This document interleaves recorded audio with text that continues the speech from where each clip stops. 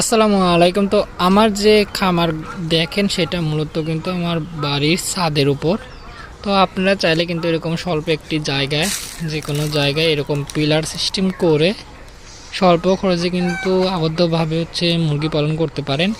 তো আমি এটা ছাদের উপর পিলার দিছি, আর পিলারের খুঁটি হিসাবে বাঁশ ব্যবহার করছি, আর উপরে শুধু টিন দিছি, আর চারিদিকে যে এরকম নেট দিয়ে আটকানো।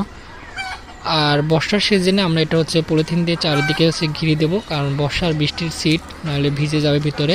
তা আপনারা চাইলে কিন্তু এরকম আবদ্ধভাবে মুরগি যে কোনো জায়গায় এরকম একটা ছোট্ট ঘর তুলে কিন্তু মুরগি বাসায় ডিমের খাবারের জন্য কিন্তু পালন করতে পারেন।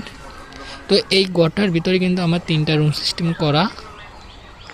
সেই 3 রুমে আমি 3 ধরনের বিভিন্ন ধরনের মুরগি পালন করে থাকি। তো আপনারা চাইলে কিন্তু এরকমভাবে আবদ্ধভাবে কিন্তু মুরগি পালন করতে পারেন।